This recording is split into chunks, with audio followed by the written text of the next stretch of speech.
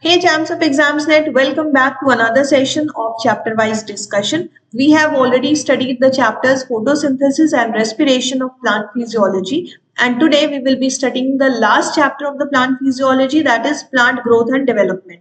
Okay, by now we already know about the external and internal organization in the plants. We also know that the life of a plant starts from the germination of a seed, right? When the seed germinates, then a plumule emerges from above part, plumule. This plumule is the embryonic shoot, and a radical emerges from the lower part. This radical is the embryonic root. Okay. Later on, the plumule will develop into the shoot system and the radical will develop into the root system. Okay. Then the plant will gradually grow and develop into a large woody plant, right?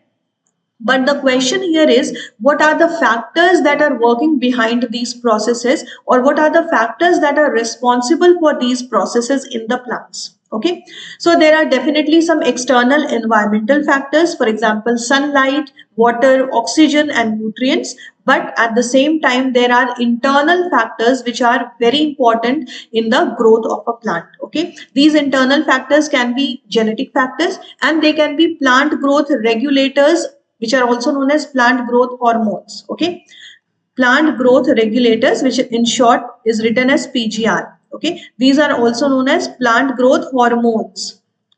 Now these play very important role in the growth and development of a plant. So in this chapter we will have a detailed discussion about these hormones or regulators. We will also be studying different types of hormones and their specific roles in the plant's life. Okay, but before that we will understand the exact meaning of growth and development. So let's start. Life of all the reproducing organisms start with zygote. We already know whether it is plant or animal, the life always starts after the fertilization of the gametes, which lead to the formation of zygote. Okay, this zygote will develop into an individual, right? This development of complete plant from the zygote is very precise and have highly ordered event. Okay, so this growth is not random. The growth is very important process, right? And all the steps or all the processes that are involved in the growth and development are highly ordered, right? Now here we also need to understand the meaning of development. What do we mean when we say development? When the plant has developed means it has grown up and it has matured. Development means growth plus maturation. Okay, when you say that you are growing, when you are a student, it means you are growing right now, right? But when you become something, you become a doctor, you become an engineer, and you start performing a particular function, right? You start performing a particular service, then you become developed, right? So development is the sum of growth and maturation. In this case, in case of plants, we can say that it is the sum of growth and differentiation. Differentiation means what? It means maturation. Maturation of the cells to perform specific functions. Specific functions. Okay. So growth plus differentiation means development. This you have to remember. So we can summarize, a zygote is formed after fertilization of the male and female gametes. The zygote develops into an embryo. And in case of plants, the embryo is located inside a seed, right? When the seed breaks, then it comes out in the form of a seedling, okay? This embryo is present inside a seed, right? When the seed will break, the embryo will come out in the form of a seedling. First, the plumule and radical will appear. It will further grow. A seedling will develop. Okay. And then this seedling will develop into plantlet, which is a small plant. Plantlet means small or baby plant. And then this will finally develop into a large woody plant. Okay. Woody plant only in case of dicot, not in the case of monocots. Okay. So this was just an introduction. We also know that the growth is one of the most fundamental and conspicuous characteristic of all the living organisms. All the living organisms, we have already discussed this in the first chapter. So how can we define the growth? The growth can be defined as an irreversible, permanent increase in size of an organ or any part of the plant. Okay, even an increase in the cell size will be considered as growth. Okay, so it should be irreversible, it should not be reversed, and it should be permanent increase, right? Now, we know that during growth, there will be various metabolic processes that will take place, right? Metabolic processes will be in progress, and metabolic process consists of anabolic process and catabolic process, right? What do we mean by anabolic process? Anabolic process means the formation of complex molecules from simple molecules, right? And during this process, energy is utilized. What is catabolic process? The breakdown of the complex molecule into simpler molecules is catabolism, and during this process, the energy is released. Now, what is more important for growth to take place? Anabolic process is more important, because during anabolic processes more complex molecules will be formed, which will lead to increase in the size of the plant. Okay, during catabolic processes breakdown will be taking place, so it will be responsible for decrease in size. So although both anabolic and catabolic processes will be taking place during the metabolic reactions, but for growth to take place, the rate of anabolic reaction should be greater than the rate of the catabolic reactions. Okay, what will happen if the rate of catabolic reaction is more? Then it will lead to decrease in size, not increase. Okay, if it is equal, if the rate of anabolic reactions and catabolic reactions are equal, then there will be no net increase or decrease. But here for growth, an increase is required. Therefore, the rate of anabolic reaction should be more than the rate of catabolic reaction. Therefore, it is written anabolism should be greater than catabolism. Got it? Now, plant growth is generally indeterminate. Indeterminate means it is a continuous process. It is a continuous process. The plants keep growing throughout their life and they do not have a genetically predetermined size. Okay, so they will keep growing. And why is it so? Why they are able to grow throughout their life? Because of the presence of special type of cells known as meristematic cells. Okay, so meristematic cells are very important in the plant's life. These meristematic cells have the ability of self perpetuation. Okay, cell division and self perpetuation, right?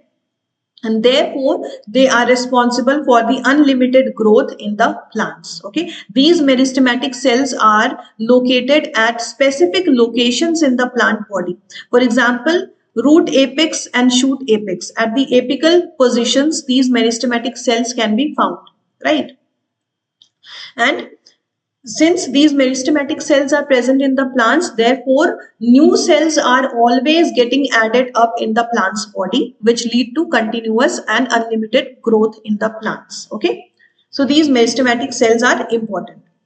Now, this type of growth is also known as open form of growth. Why is it known as open form of growth? Because the plant's body is always open for growth. They can grow anytime, right? Because of the presence of the meristematic cells, right? We have also studied in the previous chapters that the growth is of two types: primary growth and secondary growth. Okay, what is primary growth?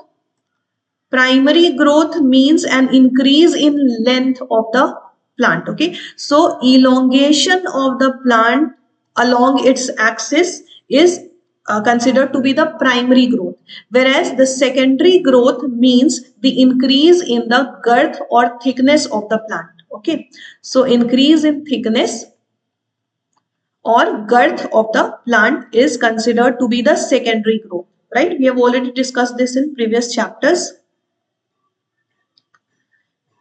And we can also discuss some of the examples of the primary and secondary growth. For example, primary growth. What is the example of primary growth? The increase in the length of root and shoot, right? Because at the root apex, there are meristematic cells known as root apical meristem. At the shoot apex, there are meristematic cells known as shoot apical meristem. So the shoot apical meristems and root apical meristems, these are responsible for increase in the length of shoot and root respectively, right? So this is the example of primary growth. Secondary growth is due to the meristems known as secondary meristems or lateral meristems. Okay, more appropriately we can say lateral meristems. Lateral meristems are responsible for the secondary growth. Then we have different types of cambiums like vascular cambium. Then we have cork cambium. These are responsible for the lateral growth in the plants known as secondary growth. Okay. Here we have a figure. You can have a look at this figure. You can see.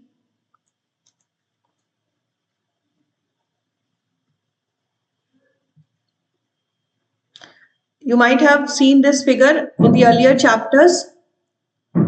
See, this is the upper part is the shoot and the lower part is the root. Okay. At the end of the root, you can see we have root apical meristems, and at the top portion we have shoot apical meristem. So the shoot apical meristem is responsible for increase in the shoot, increase in the length of the shoot, and the root apical meristem is responsible for an increase in the length of the root.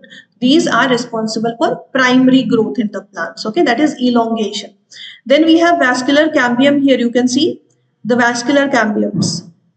In addition to vascular cambiums, they can have cork cambiums, right? So these cambiums are responsible for increase in the thickness of the plant, right? Or lateral growth of the plant or secondary growth of the plants. Okay. So let's come back to our topic. We have discussed that the plant growth is indeterminate. That means it is a continuous process, but it is not indeterminate in all the parts of the plants. There are many parts of the plants where the growth is determinate. It is limited, right? So it is determinate in leaves, flowers, and fruits. Okay. So these are the parts of the plants where the growth is determinate or limited. Okay. They have limited growth. Once they grow up to a certain size, then they will fall from the plant. Okay, this is true for leaves, flowers, and fruits all. Okay, so they will not exceed beyond a particular size. So this is also important point. Now the next point is that growth is measurable. It can be measured. Now how can we measure the growth? So at cellular level, what is the growth at cellular level? It is mainly because of the increase in the protoplasm. Okay, so the growth at the cellular level is due to the increase in the protoplasm, right? Now, how can we measure the growth in this case? Can we measure the increase in the amount of the protoplasm? No, we cannot measure the increase in the protoplasm directly, but then we can measure some other quantity which are more or less proportional to the amount of the protoplasm, right? Or which can be due to the increase in protoplasm. For example, weight. If we measure the weight, it can be fresh weight or dry weight. It can be fresh weight and dry weight both. If we measure the weight, then we can assume or estimate the amount of protoplasm that has increased or decreased, right? Similar for area and volume. If the amount of protoplasm will increase, the overall area will also increase for the cell, and the overall volume of the cell might also increase, right? So although we cannot measure the amount of protoplasm directly, we can measure the amount such as area, volume, the weight of the cell or length of the cell, right? And by knowing these things, we can estimate the amount of protoplasm that is increased. Okay. Now there are some amazing facts. Okay. Here you can see the examples of cell number, cell size, right? Cell number. What is the example of cell number? Here we have taken the example of maize, which was given in the NCERT. In case of maize, we have the root apical meristems, right? The meristematic cells which are present at the apex of the root. So each cell of the root apical meristem can give rise to 17,500 new cells per hour. So in 1 hour, one cell of the root apical meristem of the maize plant can give rise to 17,500 new cells. So can you imagine? The rate of division is so high. So this is for just one meristematic cell. If there are 100 cells, then if all these 100 cells will divide, then what will happen? You can just multiply the 17,500 by 100. Okay, so these many new cells can be formed. So you can see the rate of division is very high in the root apical meristems of the maize plant, right? Then we have an example of the cell size. In case of watermelon, the cells can increase up to 3,50,000 times. Okay, you can see that one cell of the watermelon can increase up to 3,50,000 times. Therefore, the watermelon size is so big, right? Then we also have an example of surface area. The increase in the dorsiventral leaf, in the size of a dorsiventral leaf, is an example of how we can measure the surface area. Okay, so all these things, cell number, cell size, the weight, surface area, all these things can be used to measure the growth in a plant or in different parts of the plants. Okay, so in different plants you have to adopt different techniques, right? Now we come to the phases of growth. So this also we have discussed earlier, that the growth in case of plants is in 3 phases. It takes place in 3 phases. The first phase is meristematic phase, then the phase of elongation, and then the phase of maturation. Maturation means differentiation. Okay, the cells divide and then they differentiate or get mature to perform specific functions. So let's discuss each of these phases. Okay, so the first one is meristematic phase. The meristematic phase is mainly because of the rapid cell division of the meristematic cells, right? So here we will see some of the characteristics of the meristematic cells, right, which will lead to the rapid cell division. Okay.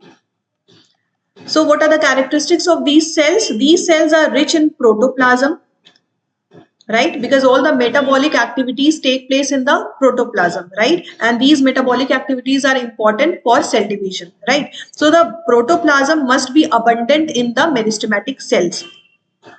Then they have large conspicuous nuclei, right? This is also one of the important characteristic of the meristematic cells. What about the cell walls? The cell walls of the meristematic cells should be primary in nature. They should be thin, right? The cell walls should be thin so that cell division can be possible. Okay, if they become thick, then the cell division will not be possible, right? So these cell walls should be primary in nature. They should be very thin. They should be cellulosic. Okay, they have cellulose in their cell walls, and then they have abundant plasmodesmatal connections. Plasmodesmatal connections are the bridge-like structures which connect the neighboring cells together, right? Like this, so that they can share their contents with the neighboring cells, right? So this was about the meristematic cells. Now the next phase will be elongation phase. So what are the characteristics of the elongation phase? See, here the cell size will increase, right? The cell will elongate, right? So the one of the characteristics is increased vacuolation. The amount of vacuole or the size of the vacuole will increase, right? The size of the vacuole will increase means that the amount of protoplasm will decrease, right? So when the vacuole size will increase, then the size of the protoplasm or the amount of the protoplasm will decrease, right? Because gradually these cells have to lose the capacity of cell division, right? And cell division is mainly due to the metabolic activities taking place in the protoplasm of the cell. So the amount of protoplasm will start reducing or decreasing, so that they gradually lose the capacity to divide. So now the amount of protoplasm will decrease and the size of vacuole will increase. Then the cell enlargement, that means increase in the size of the cell, is characteristic of the elongation phase. And then new cell wall deposition will take place. Okay, now the cell walls will start becoming thicker. right? And this elongation phase will be taking place to the location just next to the meristematic phase. For example, if this is a root, this is root. Here we have the meristematic cells just at the apex of the root. So here there will be the activity of meristems, okay? Meristematic activity. Just above this zone, there will be elongation zone. Elongation zone. And then just above the elongation zone, there will be maturation zone. In case of shoot, suppose this is shoot or stem, here the meristematic zone will be at the top, and just below the meristematic zone there will be elongation zone. Okay, so the elongation zone is located just above the meristematic zone in case of root, and it is located just below the meristematic zone in case of shoot. Okay, so it should be just next to the meristematic zone. So what are the characteristics of the elongation phase? Increased vacuolation. The amount of vacuole, the size of vacuole will increase and the amount of protoplasm will decrease. Okay. Then cell enlargement. The size of the cell will increase and new cell wall deposition will also take place. For example, deposition of suberin. Suberin, which is a waxy substance. Okay. It helps in providing protection to the cell wall. And the last phase is maturation phase. Now, by maturation phase, the cells will completely lose the capacity to divide. Okay, they will lose the capacity to divide. Now they will not be able to divide any further. Okay, here the cells will attain a maximum size, so no more increase in size will be possible. Wall thickening will take place. Okay, here again wall will get thickened more, and some protoplasmic modifications will take place, right? So overall the cells have been matured and differentiated, right? They will be specialized to perform specialized functions. Okay, after maturation the cells will be specialized to perform specific functions. Got it? Now we come to the growth rate. We have discussed about the growth. Now we will come to the growth rate. So what is growth rate? The growth per unit time is known as growth rate. Okay, so growth rate is growth or increase in size per unit time. Per unit time. It can be per minute, per second, per hour, anything. Okay. Now here we will understand two different types of growth: arithmetic growth and geometric growth. What is the difference between arithmetic growth and geometric growth? Arithmetic growth increases at a constant rate. So in this case, the rate of growth will be constant. Okay, the rate of growth will be constant. For example, if this is one cell, After 1 hour, there will be one more cell added to this. Okay, so one cell per hour. In the next hour, again one more cell will be added to it. Again one cell per hour. One more cell in the next hour. So every hour, one cell is being added to this. So the rate is constant, that is one cell per hour. What will happen if one cell will divide into two cells? And both these cells will again further divide. What will happen then? In the first hour, two cells will be formed. In the second hour, four cells will be formed. Again, in the next hour, 8 cells will be formed. So this time, the number of cells is not same, right? So this time, the rate is not constant. So this type of growth is known as geometric growth, whereas the first type of growth is known as arithmetic growth. Okay, so in case of arithmetic growth, the growth rate will be constant, but in case of geometric growth, the growth rate will be variable. It will not be constant. Okay. So in case of arithmetic growth, a fixed amount will be added per unit time. Okay, we have seen the example. In 1 hour, one cell is added. Again, in the next hour, one more cell is added. So there is a fixed amount of fixed number that is being added per unit time, right? And this is also known as linear size increase.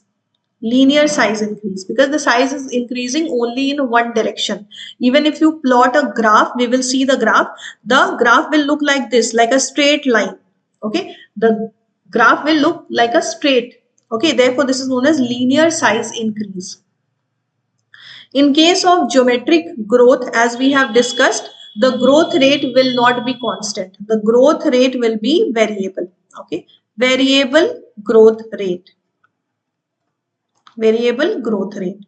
But the growth will increase by a constant factor. Now, what is constant factor? If you look at this example, we have discussed one cell divided into two. One cell, look at this example.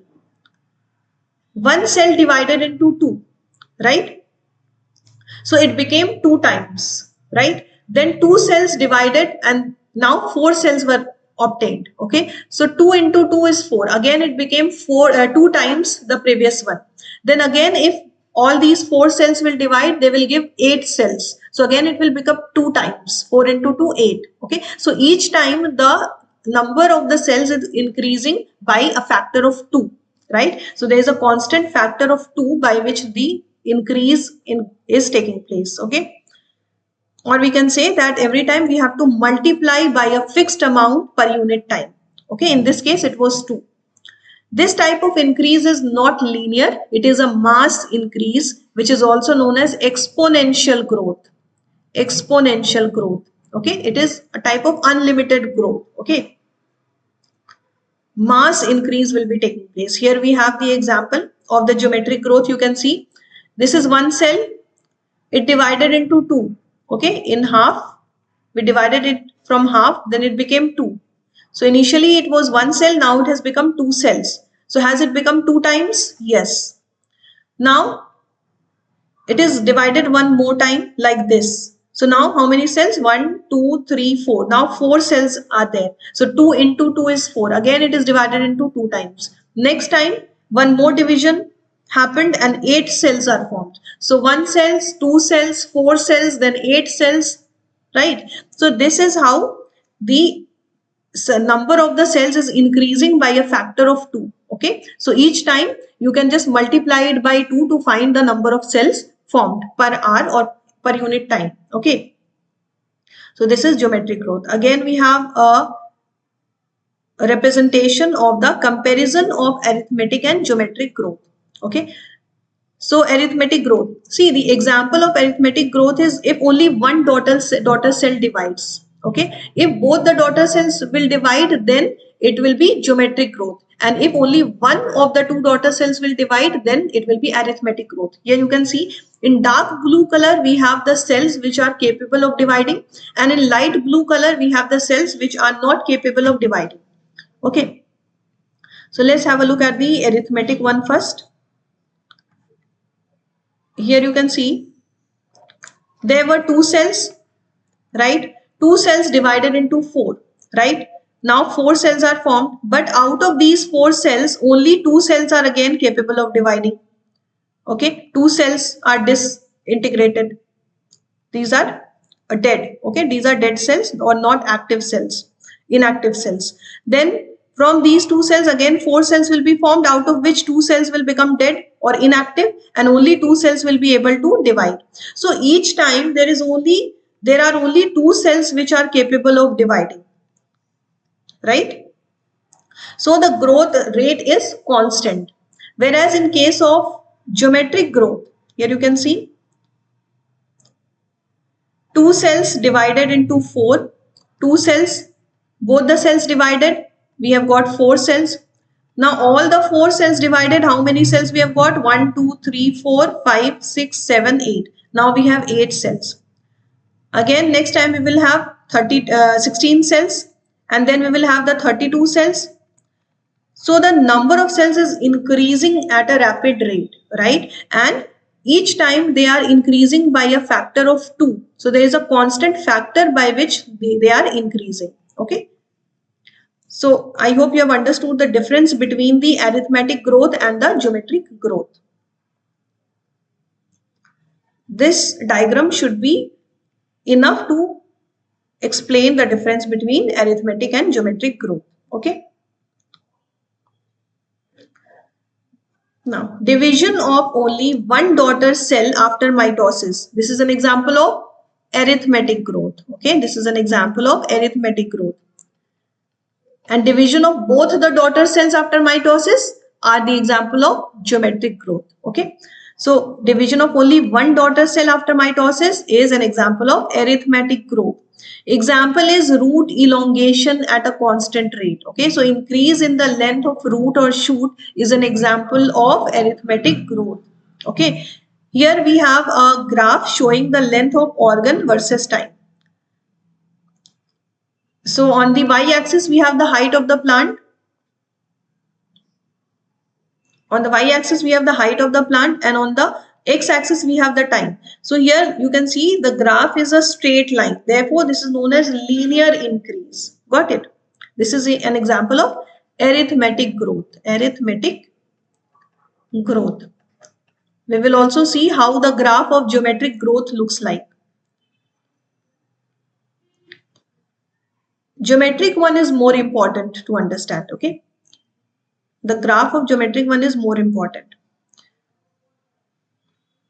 Now, what is the mathematical expression for arithmetic growth? The mathematical expression is LT equals to L naught plus RT.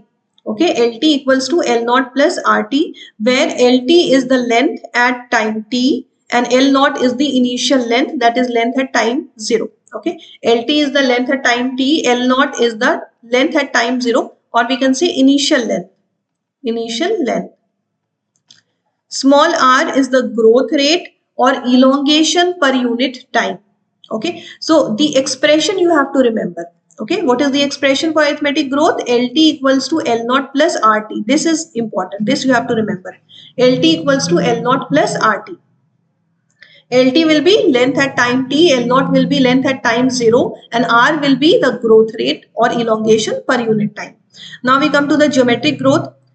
The example of geometric growth is division of both the daughter cells after mitosis. If both the daughter cells will start dividing, then it will lead to the geometric growth because there will be mass increase in the size. Okay. Here we have the graph for geometric growth. So unlike the arithmetic growth, here the graph is not straight. It is sigmoid, S-shaped graph, right? Here you can see. In this case, the rate of growth will not be constant. It will vary. And you can see there are three types of growth from this graph. Initial growth from here to here. Then the growth from here to here is a straight line. The mid growth is like a straight one. And then at the end we have stationary growth. Okay, so three types of growth is taking place during the geometrical growth. Initial growth will be slow because initially only few cells will be dividing. Okay, 2 cells, 4 cells, 8 cells will be dividing. Therefore, this will be a slow increase, and this phase is known as lag phase because it is slow. Then more cells will start dividing. Okay, 32 cells, 50 cells, 100 cells. Okay, so it will lead to rapid increase in the size of the population, and this is known as log phase. Okay, so the initial phase is lag phase. This middle phase is the log phase. And then at the end we will have a stationary phase because now when the population will increase, then the nutrient supply will become limited. Okay, so here the amount of nutrients will become the limiting factor. Okay, so this will lead to a stationary growth. Okay, so initial growth will be slow, it is known as lag phase. Then the growth will be rapid, it will be known as log phase, and then it will become stationary, known as stationary phase. Okay, what is the reason for stationary phase? The limited supply of nutrients. I hope you have understood the graph of this geometrical growth. This is sigmoid in nature, that is S-shaped graph. A sigmoid curve is characteristic of the living organism growing in natural environment. Okay, so any living organism which is growing in natural environment will show this type of growth. Okay, and it is typical for all the cells, tissues, organs of a plant. Okay. So we have seen the mathematical expression of the arithmetic growth. What was the expression? It was LT equals to L naught plus RT. where LT was the length at time t, L0 is the length at time 0, R is the growth rate, and T is the time, right? So this was for arithmetic growth. For arithmetic growth, it was simple. But for geometrical growth, the mathematical expression will not be this simple. Here it is W1 equals to W0 e to the power RT. Okay, e to the power RT, like this. Here W1 is the final size. The size is not length here. In the arithmetic case, the size was length, right? Here the size can be weight, height, number, anything. W0 is the initial size. Okay, so not 1 is the initial, and then W1 is the final size. Small r is again the growth rate, but this time it is relative growth rate. Relative growth rate. Okay, T is the time of growth, and small e is the base of natural logarithms. I hope you have a basic idea about the logarithms.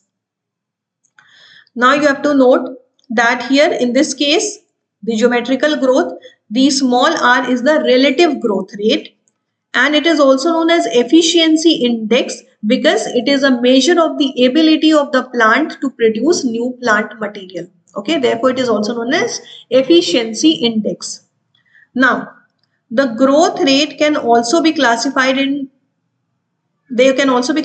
as absolute growth rate and relative growth rate. Now, what is the difference between absolute growth rate and relative growth rate? Absolute growth rate means total growth per unit time. If the initial size was 1 centimeter and after 1 hour it has become 5 centimeter. So there was an increase of 4 centimeter, right? So what is the total growth? The growth of 4 centimeter. This is known as absolute growth rate. Now what is relative growth rate? It is the growth rate per unit initial parameters. So here we will have to consider some initial parameters. Let's understand these with the help of an example. So this is the example. We will take this example to understand the difference between absolute growth and relative growth. Here we have two leaves. In the first leaf, which is smaller in size, you can see that the initial size was 5 centimeter square. Initial area was 5 centimeter square. The final size is 10 centimeter square. Right? 10 centimeter square. What is the increase in size? The increase is 5 centimeter. Okay, 5 to 10 means the increase of 5 centimeter square. So this is the absolute growth of this leaf. The absolute growth is 5 centimeter square. For the second leaf, the initial size was 50 centimeter square and the final size is 55 centimeter square. Again, it has increased by 5 centimeter square. So in this case also, the growth is 5 centimeter square. So you can see that in both these leaves, the absolute growth is same, that is 5 centimeter square. But should it be same? Because you can see it, if compared to the initial size of the leaf, the first leaf has grown much larger times as compared to the second leaf, right? So the overall increase of the first leaf should be greater than the second leaf when compared to the initial size, right? So if we say absolute size, absolute increase, then it is same. But the relative increase will not be same, okay? The relative increase will vary. How can we find out the relative increase? It is change in area by original area. For example, if the first leaf is considered, change in area.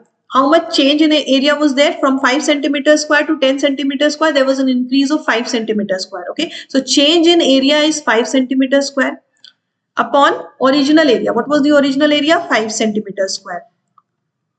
So here we get 1. The relative increase is 1. If we have to find in percentage, we can multiply it by 100. It will be 100%.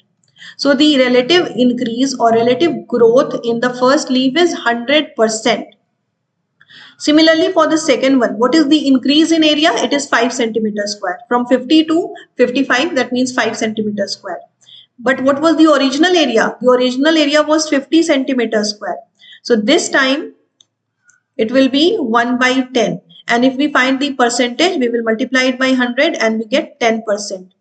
So can you compare the relative growth in the first leaf and the second leaf? The relative growth of the first leaf is 100%, whereas the relative growth in the second leaf is only 10%. So if we compare it with the initial size or initial area, then the first leaf is showing more growth than the second leaf. Okay, so this is the relative growth. Whereas if we compare the absolute growth of both these leaves, that is the actual total increase in the area only, then it will be same for both, right? So this was the difference between the absolute growth and relative growth. Now, what are the conditions for growth? So we have already discussed that the external factors as well as internal factors both are responsible for the growth of the plant, right? External factors can include water, oxygen, nutrients, etc. Okay, so let's see. The first one is water. Water is responsible for cell enlargement, and it is also a medium for enzymatic activities, because all the enzymatic activities require the presence of water. Then oxygen is another external factor, because it releases the metabolic energy. For the release of metabolic energy, oxygen is required. Okay, we have seen during respiration how oxygen was utilized to release the metabolic energy. The nutrients are very important for the synthesis of protoplasm, and they are also source of energy, right? Temperature from sunlight is important, because optimum temperature range is required for the growth. Okay, so there is an optimum temperature range. Below this range and above this range, the growth will not be possible. Okay, so there is always an optimum temperature range in which the growth takes place. Okay, then environmental signals. There can be some environmental signals which can be required at some stages. Light and gravity are the example of such environmental signals. So all these are external factors which are responsible for the growth in the plants. Okay. There can be internal factors also. We will be studying about the internal factors. Internal factors can be genetic factors, and they can be plant growth regulators. Plant growth regulators. Okay, we will be studying about the plant growth regulator here, right? Now the next is differentiation. There are some terms that we should be aware of, like differentiation, de-differentiation, and redifferentiation. Okay, these can be confusing, but these are not difficult. Differentiation means, we have also already discussed that differentiation means maturation of the cells. Maturation of the cells to perform specific functions. This is known as differentiation. We have also seen that the development is the sum of growth and differentiation. Growth and differentiation.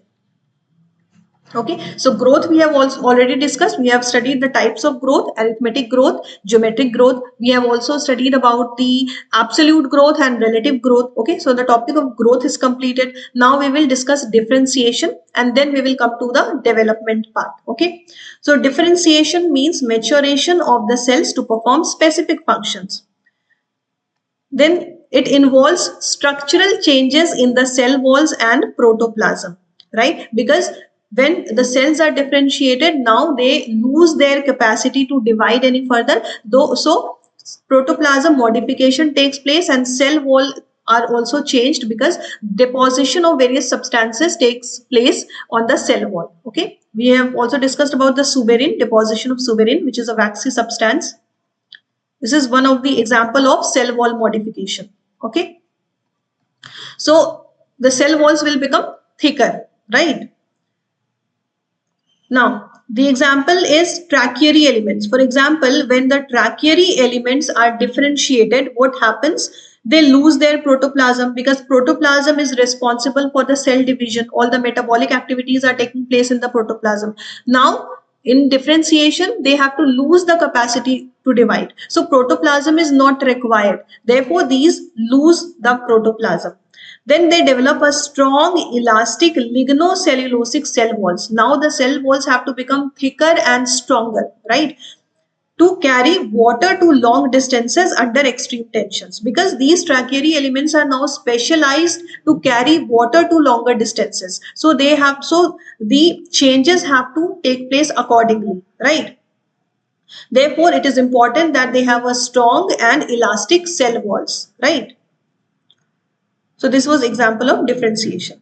Now there is another term, de-differentiation, which is similar to differentiation and can be confusing. De-differentiation, that means reverse of differentiation. Okay, it means reverse of differentiation. It is already written here, reverse of differentiation. So the cells were initially immature, or they were capable to divide, capable to divide. After differentiation, they become mature and incapable to divide, right? Incapable to divide. But suppose they have to divide again, then the process has to be reversed. Now the mature cell will again become immature and they will start dividing again. So this reverse of differentiation is known as de-differentiation. Okay.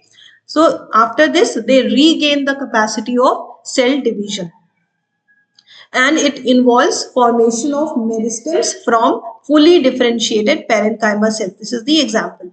Okay.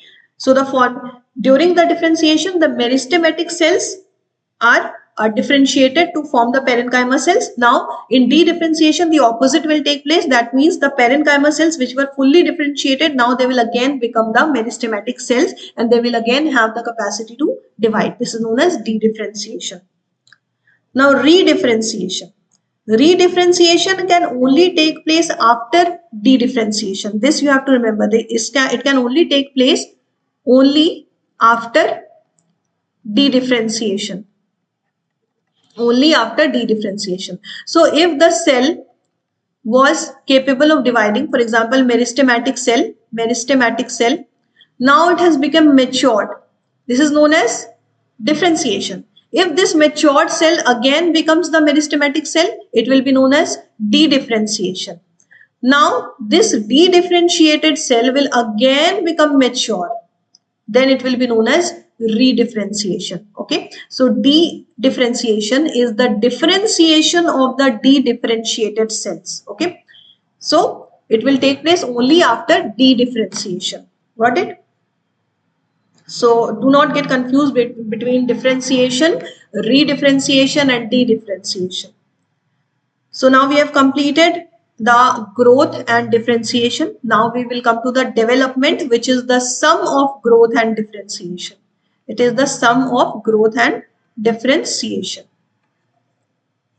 What is development?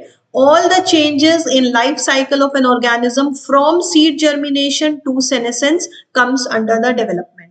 Okay, all the changes that takes place throughout the life of an organism. Here specifically we are talking about the plants. So all the changes from throughout the life of a plant comes under the development. Okay, here we have the sequence of developmental process in plant. This is shown here.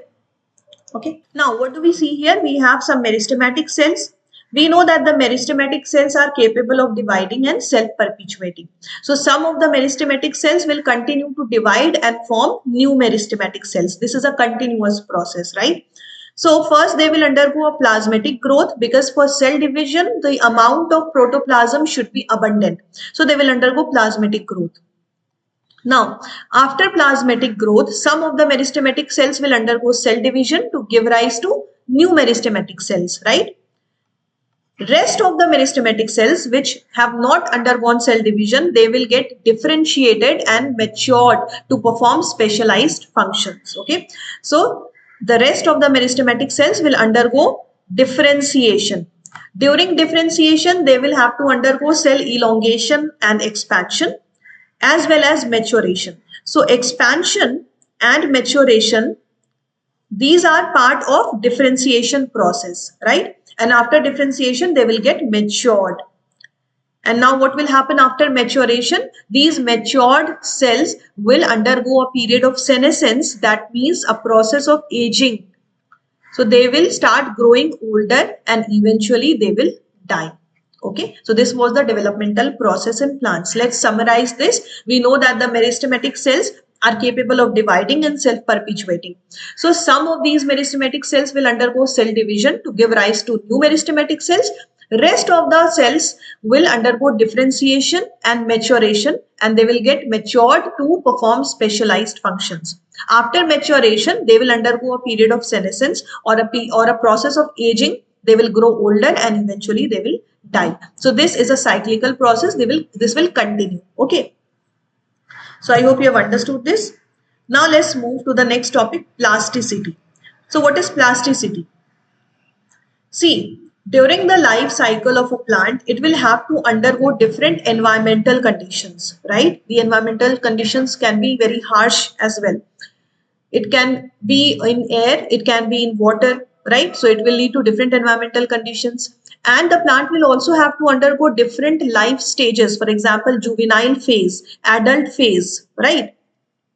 So difference in the environmental conditions or difference in the life stages of the plant will lead to different types of metabolic pathways, okay, depending on the requirement of the conditions. So the difference in environmental conditions or difference in life stages or phases of the plant will lead to different metabolic pathways, and the difference in the metabolic pathways will lead to the development of different types of structures, right? For example, heterophily. Heterophily. What is heterophily? Hetero means different and phil means leaves. So it means different types of leaves. The same plant can have different types of leaves depending on the environmental conditions or depending on the life stages of the plant. For example, heterophily in cotton, coriander and larkspur. These depend on the life stages. For example, here you can see in the picture. I hope the picture is clear to you. Here we have 4 leaves. Let's name them leaf 1, leaf 2, leaf 3 and leaf 4. Now the first 2 leaves, leaf 1 and leaf 2, these are the leaves of the larkspur plant.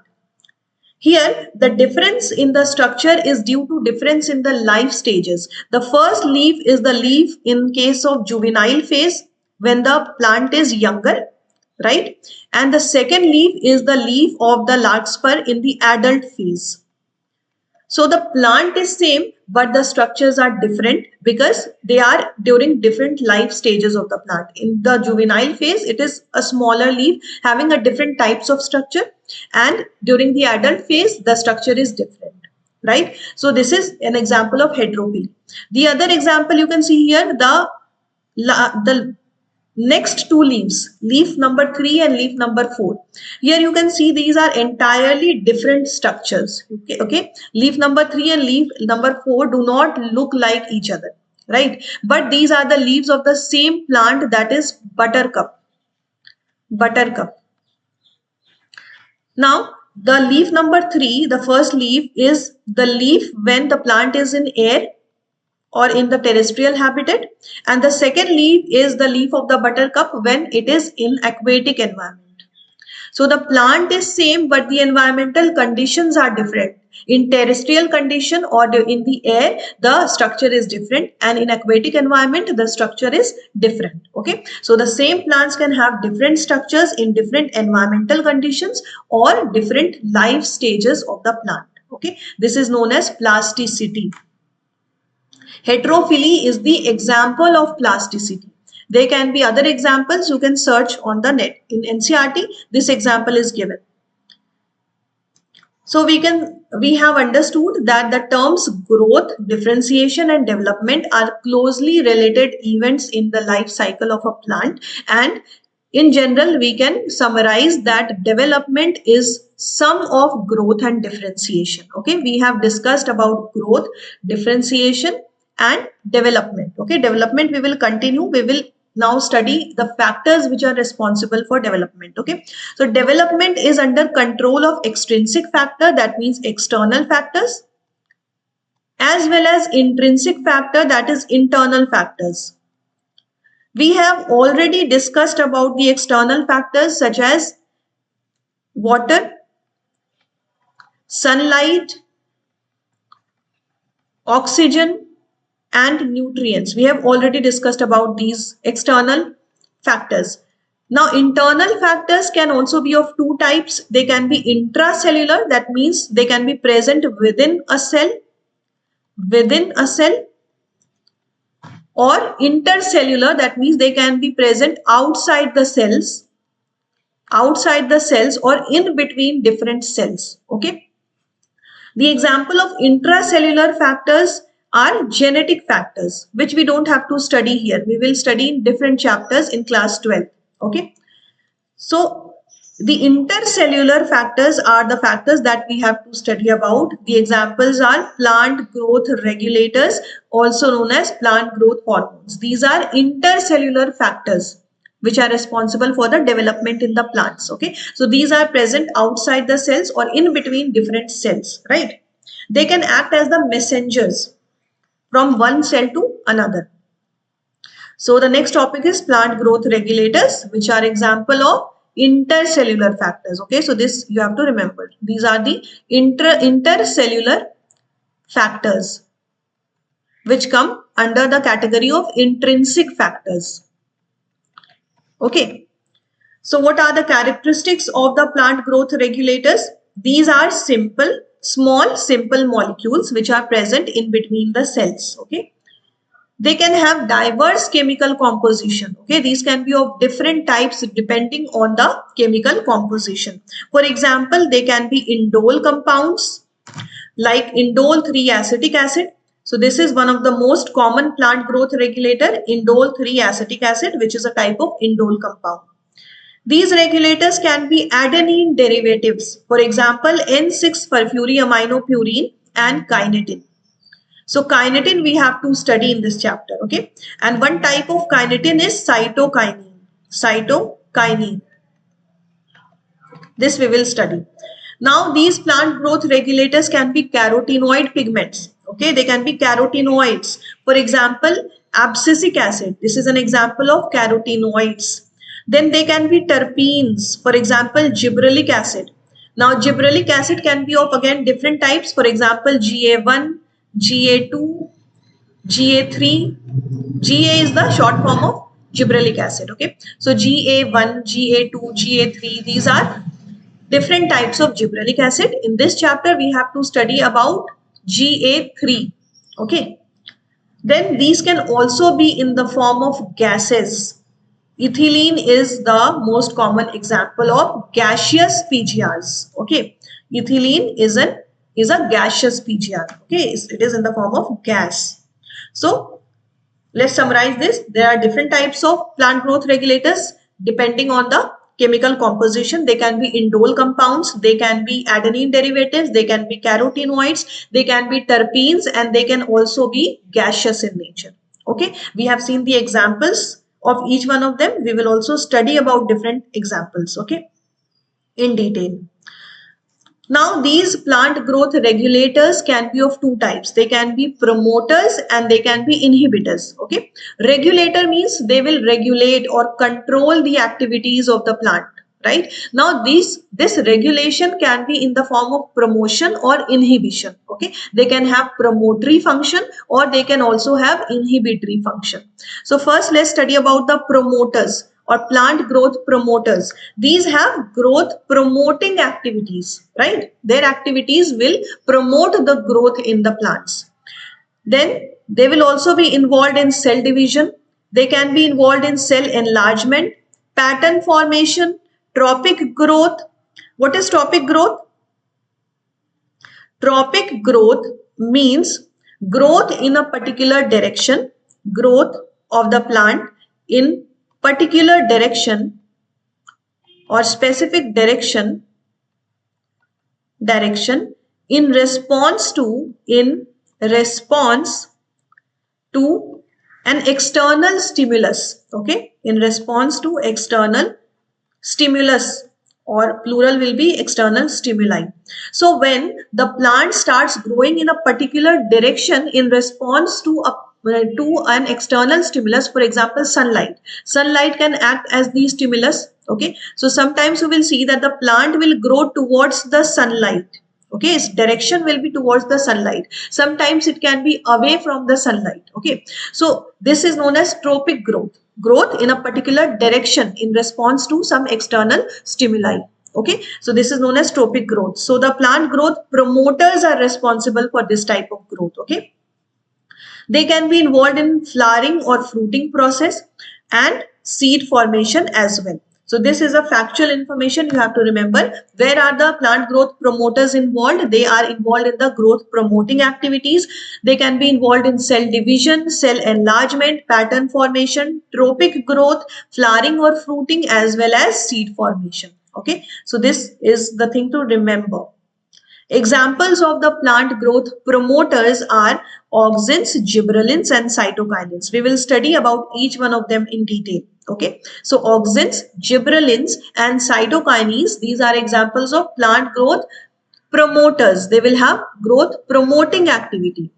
On the other hand, the plant growth inhibitors will be involved in the growth inhibiting activities, just opposite to the plant growth promoter. Okay, and they will be active during dormancy or abscission in the plants. Okay, so these inhibitors basically respond to wounds and stresses of biotic or abiotic origins. That means they will be active during stressful conditions. Okay, when the condition is unfavorable, then these inhibitors will be active, right? They will respond to the stressful conditions like wounds and stresses of biotic or abiotic origin. Okay, examples of the plant growth inhibitors are abscisic acid and ethylene. Now, ethylene is not only inhibitor, it can also act as plant growth promoter. It can also act as plant growth promoter as well as plant growth inhibitor. But largely it is a plant growth inhibitor. Okay, although sometimes it can act as plant growth promoter, but most of the time it will act as plant growth inhibitor. Okay, therefore we have included ethylene under the inhibitor category. Okay, so mainly we have to study about 5 types of hormones here, right? First one is auxin, second one is gibberellin, third one is cytokinin. These 3 are plant growth promoters. Then we have abscisic acid and ethylene, which are plant growth inhibitors. So these are the 5 types of plant growth regulators or plant growth hormones which we have to study in this chapter. So we will start with the discovery of the plant growth regulators and see how these hormones or regulators were actually discovered. Okay, after discovery we will study about their characteristics. So let's start with the discovery of the plant growth regulators. Now what's interesting is that all the different types of plant growth regulators were discovered accidentally. Okay, it was an accidental discovery, not planned ones. So the first one who was the first scientists who were involved were Charles Darwin and his son Francis Darwin. They discovered the hormone called auxin. Okay, let's see how. The plant that was used was canary grass. Suppose this is the grass. This is the shoot part. Okay, the top portion, apical portion, is the shoot tip. We know that the shoot tip is covered by a covering known as coleoptile. Okay, so what is coleoptile? It is the covering of the shoot tip. Similarly, the covering of the root tip is known as coleorhiza, right? So it was observed that the coleoptiles of the canary grass responded to unilateral illumination by growing towards the light source. Okay, let's understand what does it say. So from one side of this grass, it was illuminated. Suppose this is the light source. Okay, this is the light source. Now, the light was made to fall on this plant only from one side. Unilaterally means only from one side, suppose from the right side. Then it grew towards the light source. If the light was made to fall from the right side, then the coleoptile grew towards the right side. If it was made to fall from the left side, then it grew towards the left side. So it responded by growing towards the light source. And we have discussed one term earlier, tropic growth. Okay, if you remember, Plant growth promoters are responsible for trophic growth. Trophic growth is the same thing. That means growth of the plant in a particular direction in response to external stimulus. This external stimulus can be light. In this case, it is light, right? Therefore, this is known as phototropism, growing towards the light source. Similarly, the stimulus can be water. In that case, it will be hydrotropism. Hydrotropism. If the plants grow in response to gravity, then it will be known as gravitropism.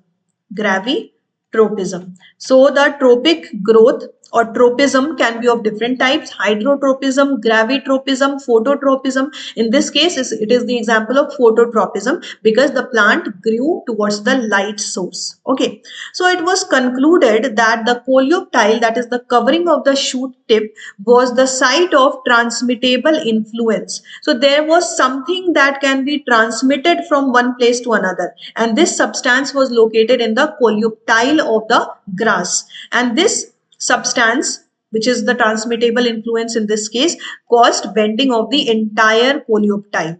So there was something that was present in the coleoptile that led to the bending of the complete coleoptile. Okay. Now there is one test which is related to the discovery of auxin, that is Avena curvature test. Okay, Avena curvature test. It was done by F.W. Wendt. And why it is known as Avena curvature? Because this was done on the oat seedling. This was done on the plant, that is oat plant or oat seedling. And the scientific name of oat plant is Avena sativa. Avena sativa. Therefore, it is known as Avena curvature test. Okay, it was done by F.W. Wendt. Now, what was done here? Again, it was done on the coleoptile, because we have already discovered that there is some substance that is located in the coleoptile that lead to the bending of the entire coleoptile in response to light, right? So an oat seedling was taken. Now we already know that the coleoptile is the main part containing that substance. Therefore, the coleoptile of this seedling was removed. So suppose this is the shoot tip. Here we have the coleoptile. Now this coleoptile was removed, and now the shoot does not have the coleoptile. This is the uncapitated or decapitated plant. Okay, so this is the coleoptile and this is the decapitated seedling. Now what was done with the coleoptile? This coleoptile was placed on an agar block. Okay, it was placed on agar block. So what happened? The substance that was present in the coleoptile was transferred to the agar block. Okay, and it spread throughout the agar block. Now this agar block was kept on the decapitated seedling only on one side. Okay, so let me explain this to you here. Here we have the shoot along with the coleoptile. Now we have the shoot without the coleoptile. Okay, so when the coleoptile is present on the shoot, then the substance that is present in the coleoptile will be evenly distributed throughout the shoot. But when it is extracted on the agar block and the agar block is kept only on one side, asymmetrically, only on one side, not on the other side, then that substance will be present only on that particular side. Okay, it will not be present on the other side. Then it was observed that it grew longer only on that side. So if the agar block was kept on the right side, then this side grew longer than the left side, and therefore it bends away from this side. Got it? If the agar block was kept on the right side, not on the left side, then this right side grew longer and therefore it bends like this. Got it? So it was observed, or it was concluded, that the substance that is present in the coleoptile is actually responsible for elongation in the plants. Okay, so the result was that the side with the agar block elongates faster and seedling bends away from that side. Got it? So later on it was said that this substance was auxin. Okay, later on it was discovered that the substance was auxin. Okay, it was named as auxin, and now we know that the auxin is responsible for the elongation in the plants. Okay, Right now we are discussing only the discovery part. We are not discussing the characteristics of each hormone. The second discovery is the discovery of gibberellic acid. Now, the Bakane foolish seedling disease. Bakane disease, which is also known as foolish seedling disease of rice plant, was observed by the scientists, and it was caused by the fungus known as Gibberella fugiciroi. Okay, so the Bakane foolish seedling disease, Bakane disease or the foolish seedling disease was caused by a fungal pathogen known as Gibberella fugiciroi. Okay, how was it discovered? So a scientist named E. Kurosawa in the year 1926 reported that when a healthy rice plant was infected with or treated with sterile fungus filtrate, then this healthy rice plant became infected and it became unhealthy, and a disease was caused in this plant known as Bakane or foolish seedling disease. Okay. And what were the symptoms of this disease? The symptoms were excessive abnormal elongation of the seedling. Therefore, it was known as foolish seedling disease, because normal elongation of the plant is fine, but abnormal elongation is harmful, because if it will grow abnormally, then the stem will become very thin and very weak. Okay, and the weakened stem will eventually die. Okay, it will lack the nutrition, it will die, right? Therefore known as Bakane disease or foolish seedling disease. Foolish seedling disease. Which plant was used for this discovery? Rice plant was used. Okay, it was observed that when the healthy rice plant was treated with sterile fungal fungal filtrate, then the disease was caused in the rice plant. Okay, and what was the symptoms? The excessive abnormal growth or elongation of the plant. Okay, and later on it was reported that the active substance was gibberellic acid. So this is how gibberellic acid was discovered. Okay, so we have discussed the discovery of auxin and the discovery of gibberellic acid. Now we come to the third discovery, that is the discovery of kinetin. The scientists which were involved are F. Skoog and his co-workers. Okay. Now in this experiment, which plant was used? Tobacco plant was used. Suppose this is tobacco plant. These are the nodes. This is the node. Okay. Then here we have another node. This is one node. This is another node of the plant.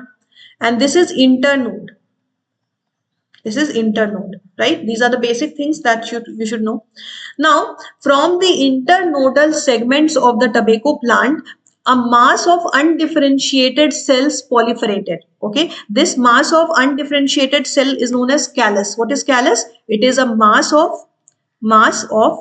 undifferentiated cells. Okay, these are not differentiated cells.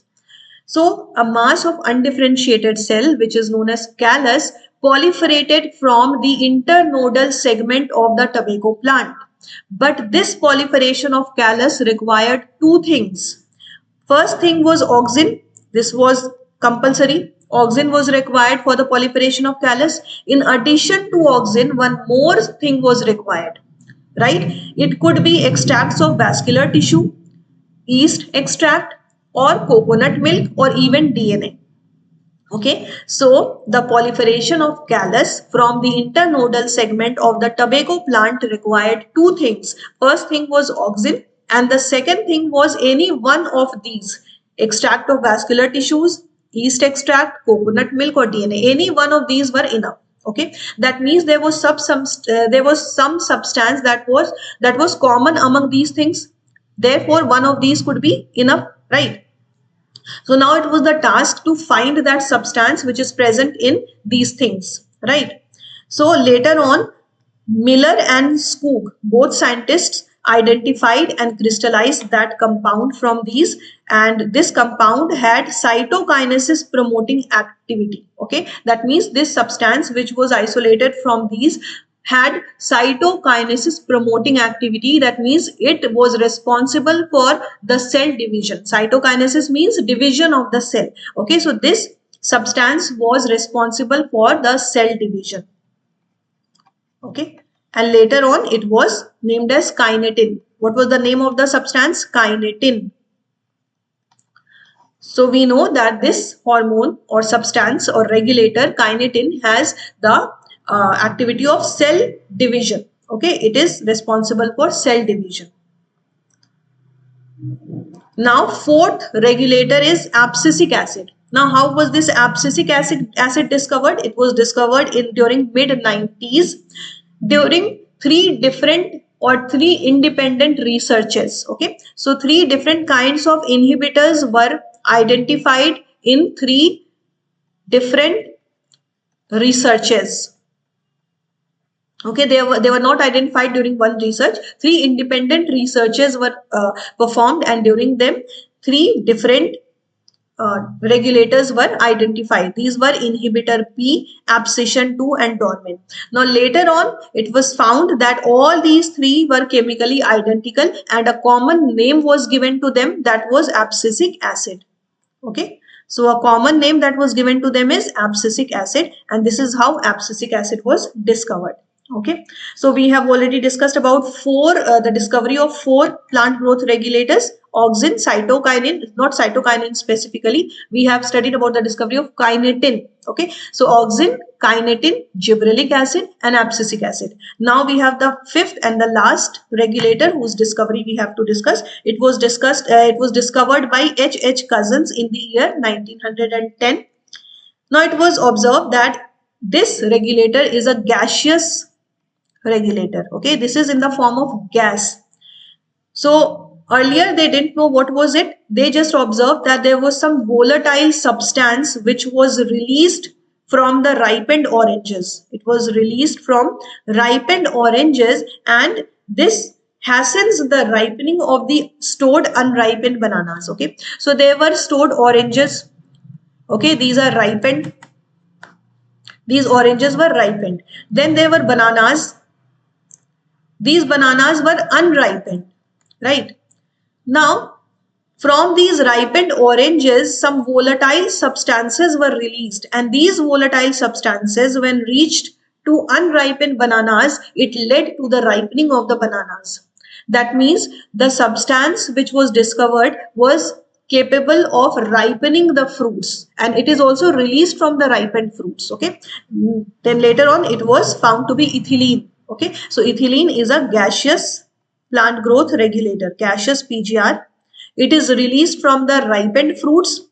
It is released from ripened fruits, and it is also responsible for the ripening of other fruits. Okay, so this was all about the discovery of the plant growth regulators. Now we will discuss the physiological effects of each of these five groups of PGR. What are these five groups? Auxins, gibberellins, kinetin, then abscisic acid, and then ethylene. Okay, so let's start with the first one, that is auxin.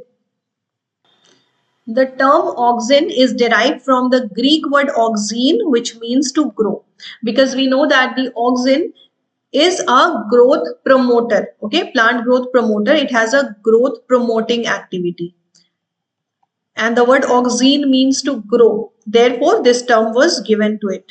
Okay, it was first isolated from the human urine, but we have not discussed about this isolation because here we have to focus on the plants, the substances which are produced in the plants, not in the humans. Okay, but we should remember that it was first isolated from the human urine. Now, the term auxin is applied to indole 3-acetic acid. So, this is another name for indole 3-acetic acid and other similar compounds.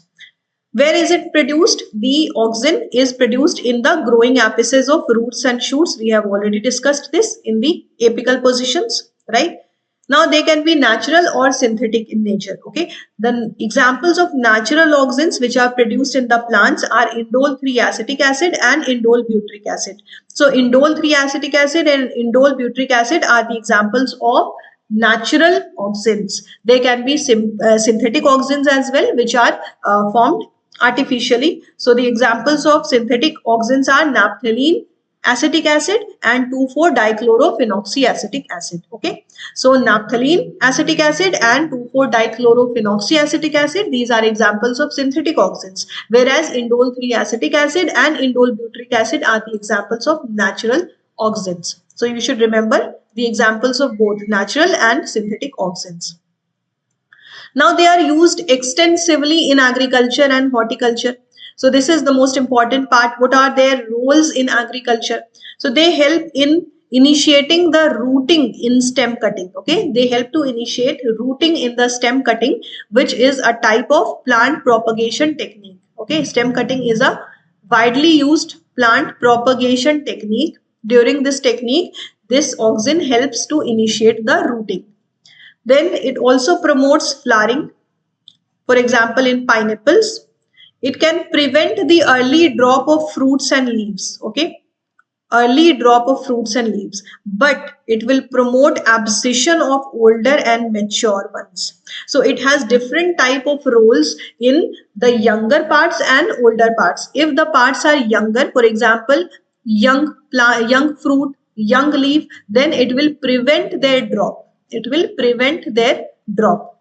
But if these parts are older and matured, then it will promote their drop. It will promote their abscission or promote their drop or fall, so that they can be replaced by the newer and younger ones. Okay, so it works different in the younger ones and the older ones. Now, the most important characteristics of this hormone is apical dominance. What is apical dominance? Dominance of the apical buds over the lateral buds. So we know that the auxin is found in the shoot tip or root tip. Okay, tip. So these are present in the apical buds. Apical buds. At the apical positions they are located. Now there will be some lateral buds also, but the apical buds will be more dominant over the lateral buds. That means the growing apical buds will inhibit the growth of the lateral buds. Okay, so if both apical buds and lateral buds are present and auxin is present there in the apex, then the apical bud will grow, but lateral buds will not grow because of the apical dominance. Now what can be done? Suppose in a plant the apical bud is not allowing the lateral buds to grow, but we want their lateral buds to grow. So what can we do? The solution is decapitation. Decapitation means removal of the tip. Removal of the tip or removal of the coleoptile, as we have discussed earlier, because the coleoptile consists of the auxin hormones. So if the coleoptile is removed, what will happen? The auxin that was present in the coleoptile was also removed. So now there will be no apical dominance because of the auxin. Then the lateral buds will be able to grow normally. Okay, and this technique is used in tea plantation or hedge making. Now other roles are they induce parthenocarpy. They can induce parthenocarpy. Partheno means false. Okay, false, and carp means fruits. So false fruits, formation of false fruits, that means the formation of fruits without fertilization. This is known as formation of false fruits or parthenocarpy. So they can induce parthenocarpy, for example, in tomatoes, right? They can be used as herbicides. For example, we have seen the example of synthetic auxin. One of the example was 2,4-dichlorophenoxyacetic acid along with naphthalene acetic acid. So the 2,4-dichlorophenoxyacetic acid is a herbicide. It is used as a herbicide and it is used to create weed-free lawn. Weed-free lawn by the farmers. Why? Because it can remove or kill the dicot weeds without harming the mature monocot plants. Okay, so this is also a type of auxin. Then it can control xylem differentiation and it can also help in cell division. Although the main hormone that is involved in cell division is the cytokinin, but the auxin can also help in cell division. Now here we have some diagrams which you can see. The first diagram is the diagram of Avena curvature test that we have discussed. Okay, you can see A, B, C and D, right? Let me zoom in. Okay, in the first diagram you can see we have A, B, C and D. First one is the shoot or the stem. Here we have the auxins. Okay, now the auxin is removed. In the second figure you can see it has been decapitated. This coleoptile has been removed from the top portion, and then the coleoptile was kept on the agar plate. If you remember, the coleoptile was removed. It was kept on the agar block, I said agar plate. So when it was kept on the agar block, the auxin that was present in the coleoptile was transferred to the agar block. In green color, this is the agar block. Okay. Now this agar block is kept on the decapitated part. Okay. It is kept asymmetrically. Here it is not shown properly, but it is kept asymmetrically on one side. Suppose on the right side. Then the side on which it was kept, that side received the auxin and the length of that side increased faster than the other side. Okay. So this is the diagram of that Amina curvature test. Now the second diagram is the diagram showing the apical dominance. Apical dominance. Now if you look at this diagram, this is given in NCERT also. You can observe from the NCERT. Let's see here. Apical dominance. In the first plant we have the apical bud, right? And this growing apical bud, this is the magnified view of the apical bud. When this apical bud is present in the plant, then it is inhibiting the growth of the lateral buds at that point.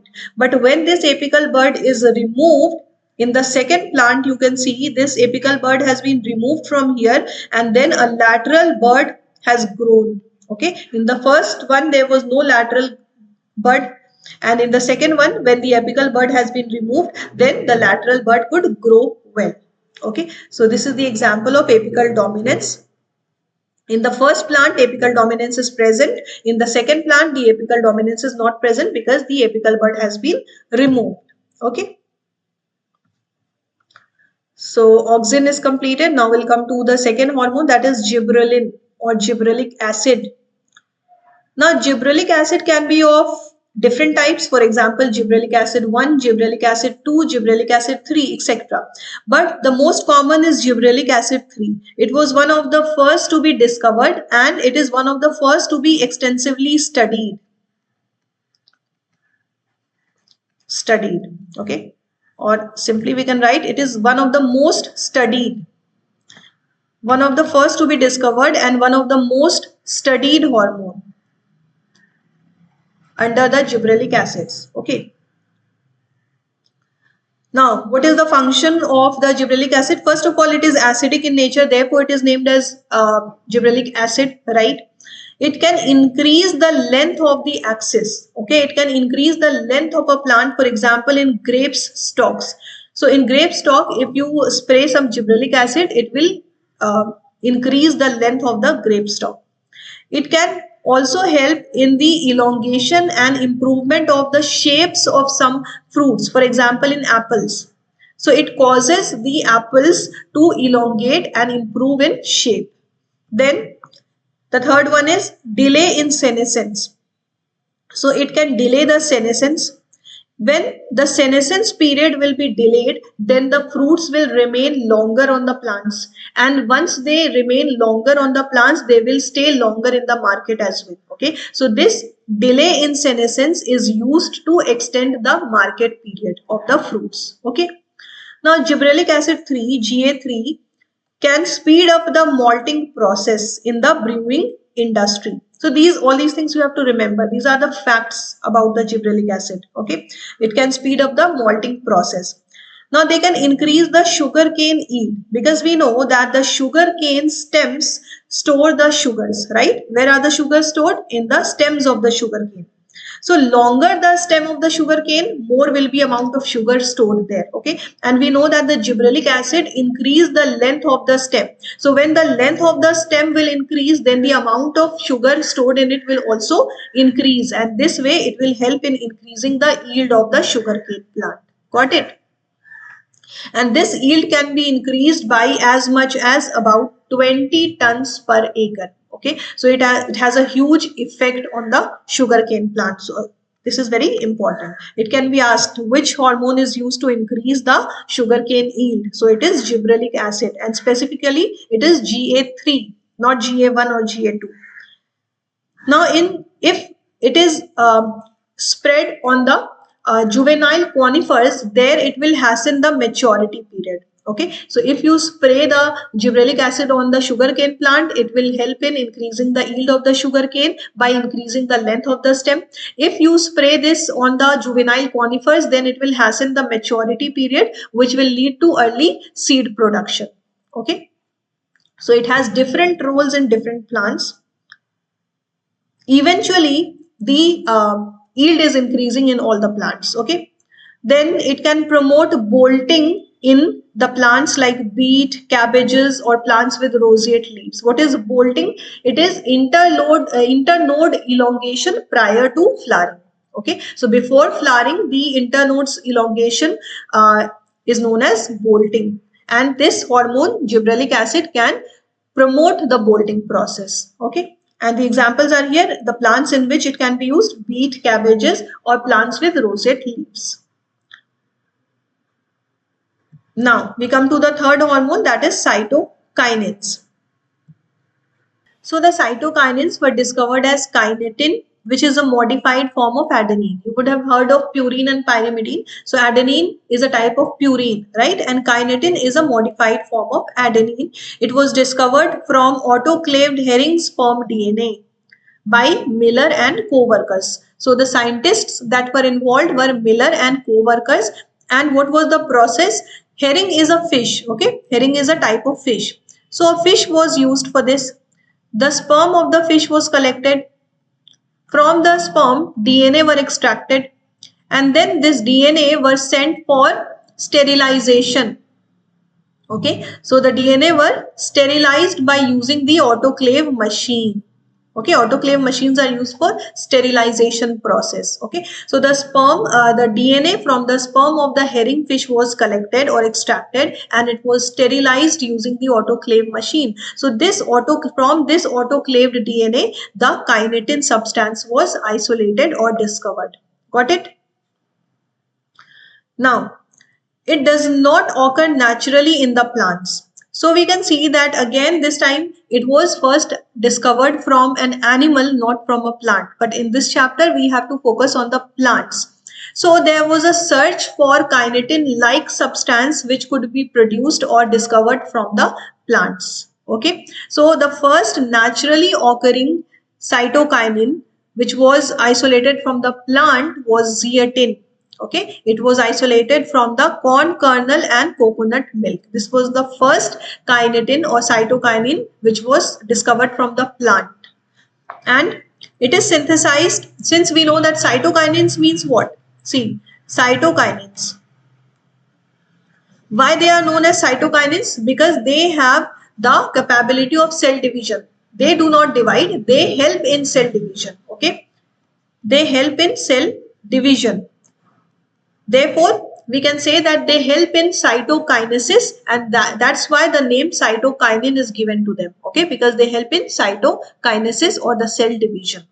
Okay, so since they help in cell division, therefore these are mainly synthesized in the region of rapid cell division. For example, apices, root apices, shoot apices, then young fruits, etc. So the regions in the plants where there is rapid cell division, their cytokinins can be produced or synthesized. Okay, what are their roles in plants? So they can have various roles, such as they produce new leaves, they help in lateral shoot growth. Okay, auxins help in apical growth. Okay, but the cytokinins help in lateral shoot growth. They can help in adventitious shoot formation. They can also help in overcoming the apical dominance. That is why they will be helpful in the lateral shoot elongation. Okay, they can help in overcoming the apical dominance. This is very important. Okay, cytokinins can help in overcoming the apical dominance. Therefore, they will help in the growth of the lateral shoots. And they can also help in promoting the nutrient mobilization, and this is how they will delay the senescence of the leaves. Delay the leaf senescence. because nutrients will be available to the leaves, therefore they will not grow older early. Now cytokinin, it was all about cytokinin. Now we come to the ethylene. So auxin, cytokinin and gibberellins, these were promotory hormones. They had growth promoting activities. But now the two hormones that we have to study, ethylene and abscisic acid, these are growth inhibitors because they have growth inhibitory activities. These are mainly synthesized in the tissues which are undergoing senescence or ripening. So we have studied that the ethylene is a simple gaseous hormone. Simple gaseous hormone. This is a form of gas and it is synthesized in the ripening fruit. It helps in the horizontal growth of seedling. Horizontal means like this. Okay, it helps in horizontal growth of seedling. We have also studied that the ethylene help in the ripening of other fruits, right? The other roles are swelling of the axis and apical hoop formation in the dicot seedling. So all these are facts about the ethylene. You just have to remember them. Okay, each and everything is given in the NCERT. So you just have to go and read the lines of the NCERT. Okay, so it can help in swelling of the axis and apical hoop formation in the dicot seedlings. Promote senescence and abscission because it is an inhibitory hormone. So it will promote abscission and senescence. It also enhances respiration rate during the ripening. So when the fruit is ripening, then the respiration rate will be increased by the ethylene. Okay, and this increase in the respiration rate is known as respiratory climactic.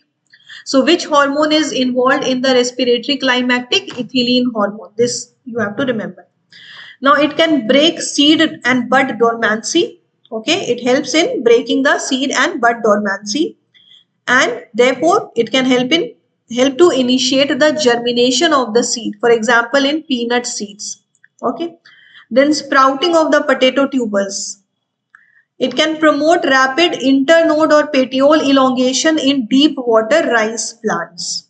Okay, promote root growth or root hair formation and initiate flowering.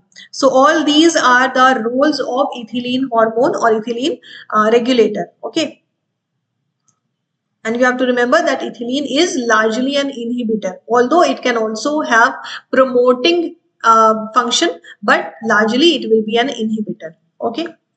Now ethaphone, what is ethaphone? So we have seen there are so many functions of the ethylene hormone. Therefore, it is one of the most widely used hormone in the plants, right? Now, one of the substance that is used as a source of the ethylene is ethaphone. So ethaphone is widely used as a source of ethylene. What is ethaphone? It is an aqueous solution which is readily absorbed and transported within the plant's body. Okay, so it is present in the plant. It is readily absorbed and transported in the plant's body. It can be supplied to the plants. And what will it do? It will release the ethylene slowly. So plants will absorb the ethaphone, then this ethaphone will be transported throughout the body of the plant and ethylene will be released by the ethaphone gradually. Okay, and what will be the role of ethylene? It will hasten the fruit ripening. Okay, for example in tomatoes or apples. It will also accelerate abscission in flowers and fruits. Okay, so it has inhibitory function also, therefore it will accelerate the abscission in flowers and fruits, that means falling of the flowers and fruits. And it can promote female flowers, so here it has a promotory role. Okay, so female flowers will be promoted, it means the overall yield will increase. Okay, in case of cucumber. So in case of cucumber, it can also help in increasing the yield, right, by promoting the female flowers. Now we come to the last hormone or last plant growth regulator, that is abscisic acid. So again, it is completely an inhibitory hormone. Ethylene was the mixture of inhibitory and promotory hormone, but largely it was inhibitory hormone. But this abscisic acid is completely an inhibitory hormone. So it promotes abscission and dormancy. It is also an inhibitor of the plant metabolism. For example, it inhibits seed germination. So it can inhibit the seed germination. It stimulates the closure of the stomata. It increases the plant tolerance to stresses. Okay, so we know that the inhibitory hormones are more active during stressful conditions. So why? Because they help in increasing the plant's tolerance to various kinds of stresses. Therefore these hormones are also known as stress hormones. Then they can help in seed development, maturation, and dormancy. They can take the seed from young to older age. Okay, seed development, maturation, and dormancy. And they act as antagonist to gibberellic acids. This is very important point. That means their function is just opposite to the function of the gibberellic acid. Okay, the roles of gibberellic acids and abscisic acids are just opposite. Got it? So here we complete this chapter, plant growth and development. I have tried to explain this chapter in the best possible way. Even if you have any doubt, you can mention your doubts in the comment section, and please go through the NCERT, go through each and every line of the NCERT, so that even if I would have missed some of the examples, you can cover them, because all the examples are very important. Okay, especially the last part of the chapter, that is the physiological effects of the hormones, that you should study from the NCERT, that you should read all the lines. Okay, so this is how we complete this chapter. We will be back with another session soon. Till then, keep learning, keep scoring high. We will be back. Okay, thank you so much.